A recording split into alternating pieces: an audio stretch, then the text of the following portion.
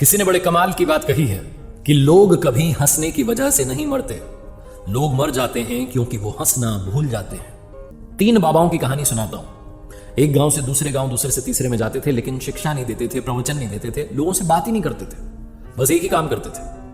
गांव के बीचों बीच खड़े हो जाते चौराहे पर और जोर जोर से हंसने लगते। उनको हंसता हुआ देख करके 5-10 लोग इकट्ठे हो जाते, फिर भीड़ होती थी तो और लोग आ जाते और ये हंसते ही रहते थे, पूरे कॉन्सेंट्रेशन के साथ, डेडिकेशन के साथ, तल्लीनता से हंसते थे।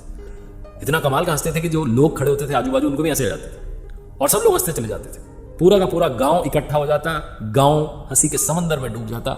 लोग अपनी चिंताएं, अपना दुख दर्द भूल करके सिर्फ हंसते चले जाते। एक गांव में ऐसा करते, फिर दूसरे में जाते, तीसरे में जाते, इशारों में भोजन के लिए बता देते थे कि भूख लगी है, बाकी कोई और काम नहीं, कोई और बात नहीं। इसी तरीके से अपना जीवन बिता रहे थे। लोग इनसे कभी इनका नाम पूछ लेते थे तो और जोर से हंसने लगते थे। तो लोगों ने इनको हंसने वाले बाबा ऐसा नाम दे दिया, लाफिंग मंक। 3 लाफिंग मंक, तीनों हंसने वाले बाबा। पूरा जीवन ऐसे ही बिताया इन्होंने। लेकिन कहते हैं ना कि जीवन में अंतिम समय तो आ ही जाता है, वो लास्ट मोमेंट तो आ ही जाता है जब आपको जाना है दुनिया छोड़ के। तो इनमें से एक बाबा की जिंदगी में वो पल आ गया। एक गांव में रुके हुए थे, शाम का समय था, उनकी तबीयत खराब हुई। इशारों में बाकी 2 ने बुलाया कि फटाफट से बुलाओ किसी को। तो वैद्य जी को बुलाया गया। वैद्य जी ने काफी इलाज किया लेकिन बचा नहीं पाया। रात में 1:30-2 बजे के लगभग उस एक बाबा की जान चली गई। अब ये बात जंगल में आपकी तरह इस गांव में फैल गई, गांव से दूसरे गांव में, तीसरे गांव में फैल गई। लोगों को ये बात नहीं थी, ये दर्द नहीं हो रहा था कि वो व्यक्ति की जान चली गई। उनको ये था कि जो बाकी के 2 हैं, अब उनका एक साथी चला गया है, अब तो वो पक्का रोएंगे, हम उन्हें रोते हुए देखना चाहते हैं। लोगों की अपनी अपनी सोच।